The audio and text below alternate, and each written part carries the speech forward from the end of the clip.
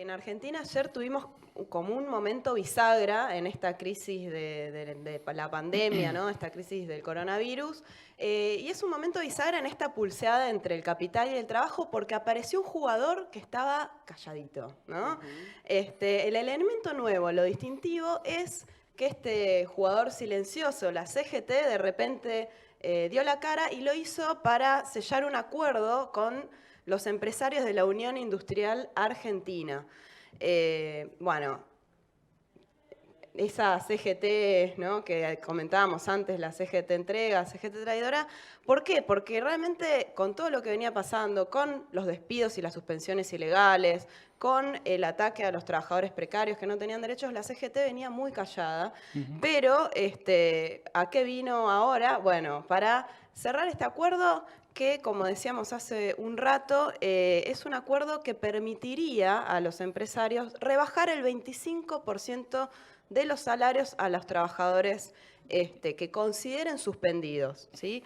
¿Quién lo firmó? ¿Quiénes son esos dirigentes sindicales que firmaron? Bueno, Héctor Daer y Carlos Acuña de la CGT, Antonio Caló de la UOM y Andrés Rodríguez, también secretario adjunto de la CGT y de UPCN, que es el gremio en los trabajadores estatales. Yo quería recordarte, Carlos Acuña, ayer buscando un poco, el otro día, hace más o menos una semana, dijo que de ninguna manera nosotros vamos a aceptar ninguna rebaja salarial, pero escandalizado parecía. Bueno, se ve que le duró. Sí, le duró poco sí. los principios. Sí, sí, sí. No, y tampoco venían diciendo nada de las que ya se estaban firmando sectorialmente, como vamos a comentar en un rato.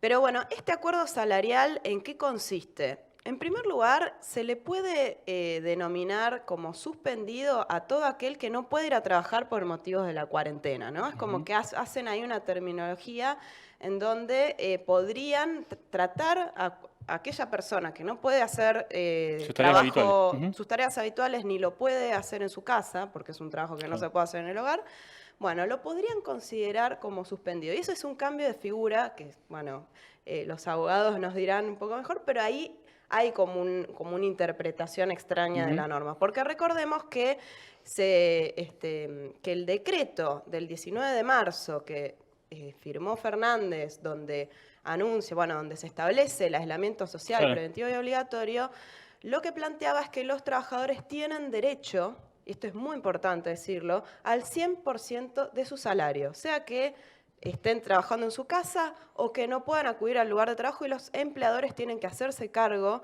de la licencia al 100%. ¿Sí? Ese es un derecho clave que quedaba establecido ahí. Que aún está establecido. Que está establecido ahí y que además, en el caso de que los trabajadores no puedan realizar esas tareas habituales, los empleadores iban a tener el beneficio de las reducciones de los aportes y contribuciones. No es que, o sea, iban a pagar la licencia, pero ya ahí se estableció un primer beneficio en la reglamentación que hace el Ministerio de Trabajo, ¿no? Claro, o sea, me parecía importante este punto que marcás vos, Lu, que también ayer entre los tres estábamos ahí consultando también con algunos abogados cuando se anunció el acuerdo, que en realidad, o sea, como el primer, es por decreto que se anunció eso de la previsión de los despidos, del pago del 100% del salario, todo, en realidad están en la completa ilegalidad, porque más bien lo que nos decían los abogados es que legalmente deberían sacar un nuevo decreto que corrija ese decreto inicial, y eso no fue lo que sucedió, y ya, por lo menos por el momento, claro, Lucho me hace cara como, bueno, sí, por lo menos por ahora no, pero y ya sabemos que es una realidad, que ya se están aplicando esas rebajas, esas suspensiones. Bueno, de hecho, el acuerdo que recordemos se firma entre la CGT, la Unión Industrial Argentina, con la presencia del ministro de Trabajo Moroni y el ministro de Desarrollo Productivo Martín Culfas. Ellos están ahí presentes, ¿no? Y en ese acuerdo lo que se hace es una petición al Poder Ejecutivo, por lo tanto ellos no se van a firmar una petición a sí mismos, digamos, pero se hace una petición al Poder Ejecutivo para que saque alguna de estas normas, una norma, ¿sí?, que formalice este acuerdo, ¿no? Como que es una mera formalidad porque ellos ya lo decidieron. O sea, que el Ejecutivo simplemente tendría que acatar y formalizar, sacar un decreto que, digamos, anule el anterior, que como decíamos sería ir contra este derecho que tenemos de cobrar el 100% de nuestro salario. ¿Por qué? Porque la cuarentena realmente es algo que se nos impuso, no es una responsabilidad para nada del empleador, ¿no? Del empleado. Ahora, Se dicen muchas cosas, porque para avalar esta rebaja de un 25% del salario, que ojo que también tiene su trampa, porque es de un 25%, pero no descarta que se puedan homologar convenios que signifiquen una rebaja mayor, como las que ya estuvimos viendo. De hecho, las rebajas en petroleros, en textiles, en comercio, en UOM, que ya se firmaron, por más de un 25%, sus suspensiones con rebajas salariales, no se echan para atrás, se mantienen. No, totalmente. ¿No? Vos me dirás, Lucho. No, es así, tiene dos trampas, como vos decís. Una es que se homologan automáticamente los que sean de hasta un 75% de rebaja, si quieren rebajar, pero se puede rebajar menos. Eso sí, tienen que charlarlo. Y la otra trampa, como dice Lu, es que, bueno, todos los que ya pactaron 50%, 40%... Tipo textiles, por ejemplo. Por ejemplo, textiles, por ejemplo, petroleros, por ejemplo... Bueno, hay otros que están negociando. La UOM lo iba a hacer todavía, cuando se dio cuenta que iba a salir esta ley, volvió a discutir, quedaron, como dice Lu, vigentes. O sea que hay descuentos mayores al 75%. Claro. Al 25%. Sí, porque eso digo, ni siquiera es que garantice ese piso, porque podría, la letra chica de la letra chica dice que podría ser incluso mayor. Ahora, se dicen muchas cosas que todos debemos escuchar, ¿no? Que las empresas, por este parate económico, no tienen plata para pagar los salarios. Que para preservar nuestros puestos de trabajo hay que beneficiar a las empresas, hay que garantizarles una ganancia, ¿no? Que esa rebaja del 25% es para evitar que la rebaja sea aún mayor. Incluso hay empresarios que plantean que es injusto que a un trabajador se le pague el 100% porque trabaja y al que no trabaje no. Entonces, por una cuestión de justicia al interior de los trabajadores, los empresarios tienen derecho a opinar que hay que pagarles menos a los ellos no hacen nada, de hecho, no van ni a trabajar, están en sus casas, o sea, como que es injusto para los que van, pero ellos que... Bueno, se dice que todos tenemos que hacer un esfuerzo, se dice que estamos todos juntos contra este enemigo invisible, y con todo eso que se plantea, en los hechos se quiere avanzar sobre un derecho que, digamos, que hoy por hoy los empleadores están obligados a pagar el 100% y se quiere permitir que se generalice una ley que homologaría automáticamente, un decreto que homologaría automáticamente todo acuerdo que implique una rebaja del 25% menos y las otras que son mayores a discutir. Y además, no hay que olvidar que además de la reducción o postergación de los pagos a la seguridad social que tienen los empleadores, que es un beneficio desde que se inició la cuarentena, además de eso, también el Estado está pagando el 50% de los salarios de una gran cantidad de empresas, de un montonazo de empresas que se inscribieron al programa. Entonces, los salarios, si el Estado pone el 50%, ¿no? Y se rebajan un 25%, a lo que además se suma que los trabajadores tienen que pagar de una parte de ahí la cuota sindical y la obra social, los empleadores no ponen menos de un 25% de los sueldos. Mira, Lu, para tener un dato más concreto, leía hoy a Luis Campos, ¿no? Que muchas veces lo hemos entrevistado acá y en Reperfilando, decía que si uno toma un salario de 65.000 pesos, ¿no?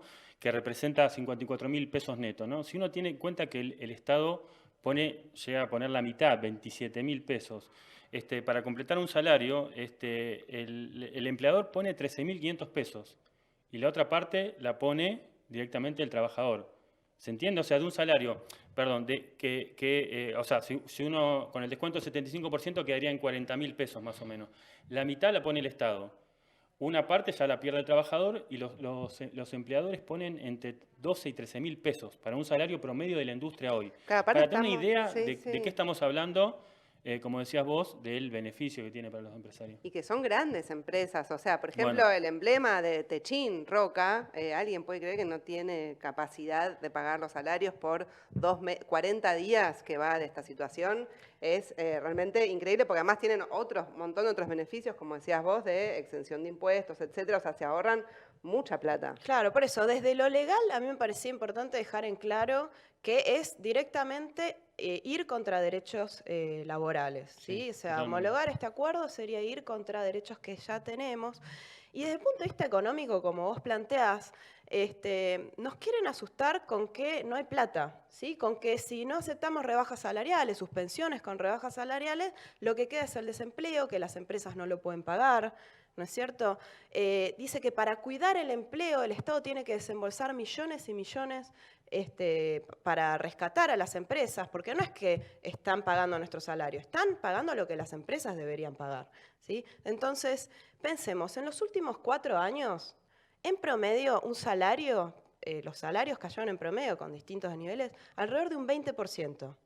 Sin embargo, las 500 empresas más grandes, que vos hablabas de las empresas más grandes, tuvieron acumuladas ganancias por 67.300 millones de dólares, ¿sí?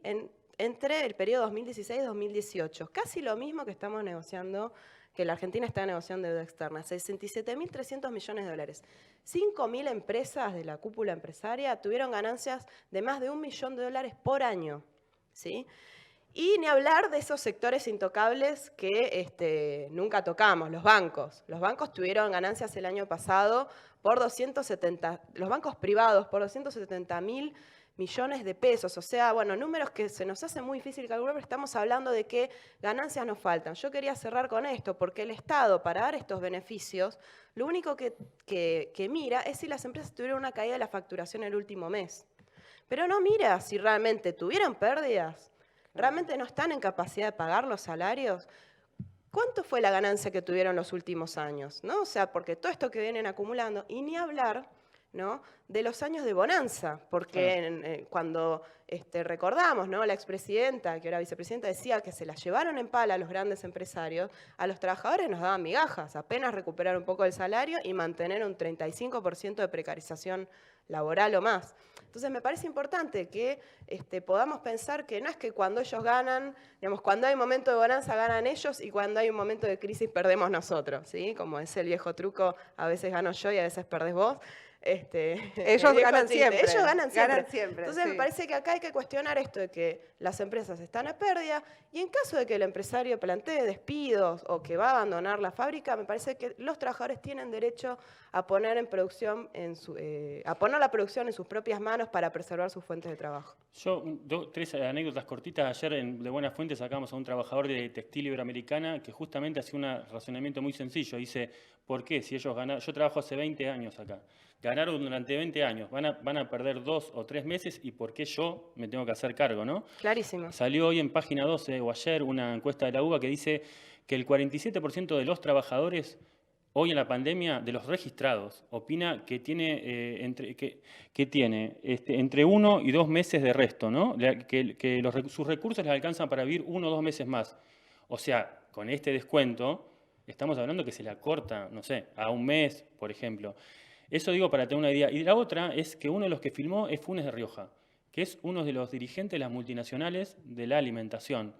Bueno, eso ya lo están aplicando. Recién veíamos que Mondelez, por ejemplo, quiere cerrar su planta de Victoria, aplicando suspensiones o trasladándola, a los que quieren ir a trabajar a la otra planta. Quiero decir, empresas que ganaron millones le proponen a los trabajadores que ante 1 mes o 2 que van a perder, se hagan cargo de esas pérdidas. Sí, yo lo único que quería agregar, que me parece importante por lo que decías vos, Lu, es que hay que ver cuánto ganan los empresarios. O sea, esto hay que insistir una y otra vez.